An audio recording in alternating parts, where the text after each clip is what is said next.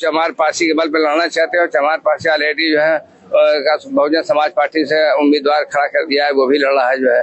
तो उनका यहाँ पे कोई माइनॉरिटी में या किसी समाज में उनका कोई पकड़ नहीं है, खाली नाम ले लोग खड़ा दे, जैसे ना डमी कैंडिडेट लोग लड़ा देते हैं, डमी कुछ का वोट कर दे 1500 वैसी टाइप के उनके पर। बीजेपी पे पूरी चुनावी तारीखों का ऐलान हुआ, वो नजदीक आ रहा चुनाव का डेट, उसी तरीके से समीकरण बदल रहे हैं। कल का बयान आया है फूलपुर से सपा के प्रत्याशी जो रहे मुस्तफा सिद्दीकी ने कहा है कि बहुजन समाज पार्टी चमारों पासियों की पार्टी है।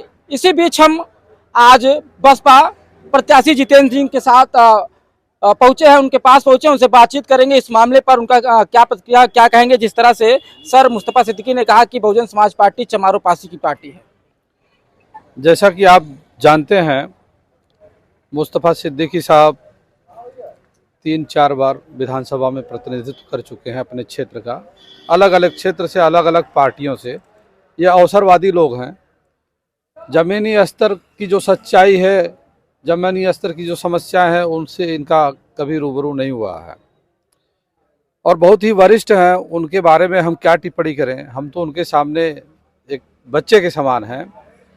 बहुत अफसोस हुआ इस तरह से जाति सूचक शब्दों का संबोधन करना। सामाजिक रूप से अपराध तो है, ये है, गलत है ही है, लेकिन कानूनन भी अपराध है।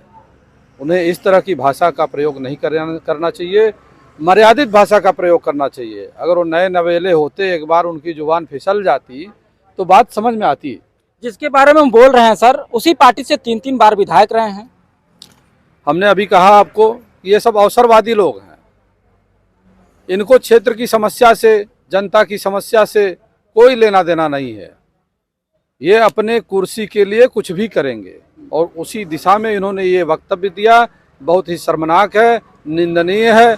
मैं इस बयान की कड़े से कड़े शब्दों में भर्त्सना करता हूं और समाजवादी पार्टी के जिम्मेदार पदाधिकारी माननीय इंद्रजीत सरोज साहब, जो कि इस समाज के नेता माने जाते हैं, अपने को इस समाज का नेता कहते हैं, अगर उनमें जरा भी गैरत है तो उन्हें इस बयान से मुस्तफा सिद्दीकी साहब को माफ़ी मांगने के लिए कहें और उनका अपने समाज में विरोध करने के लिए कहें।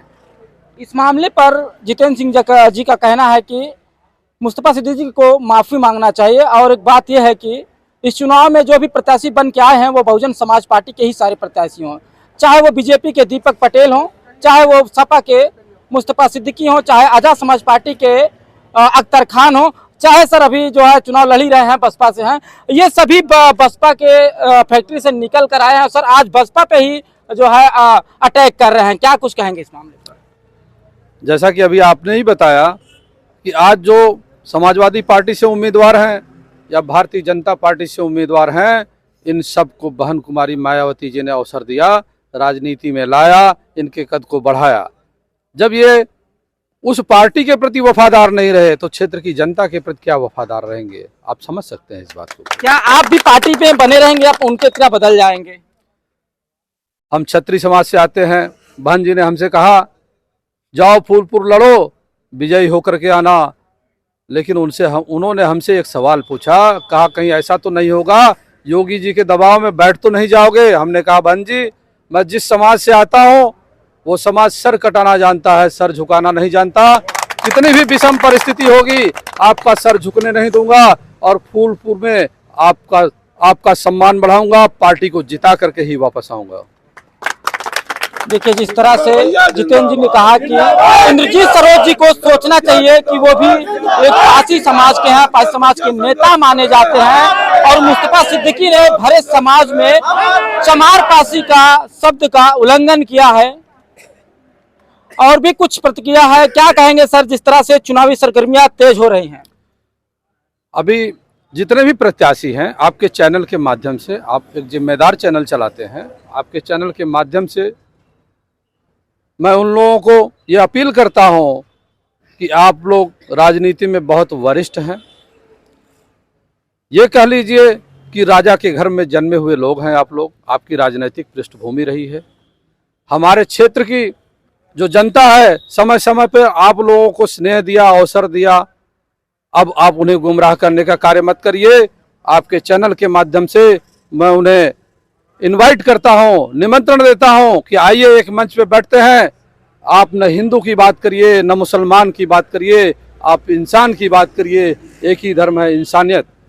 न हिंदू है न मुसलमान है, एक ही धर्म है, इंसानियत का धर्म है, वो सबसे बड़ा धर्म है। तो न जात पे बात करिए, न धर्म पे बात करिए, क्षेत्र की समस्याओं पे बात करिए, उन मुद्दों के आधार पे चुनाव लड़िए। अगर साहस है तो आइए, मंच पे आपका स्वागत है।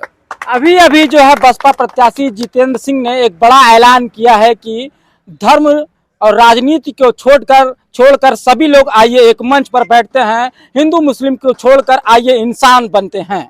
इस पूरे मामले पर आपकी क्या कीमती प्रतिक्रिया कमेंट बॉक्स में कमेंट करके जरूर बताइएगा।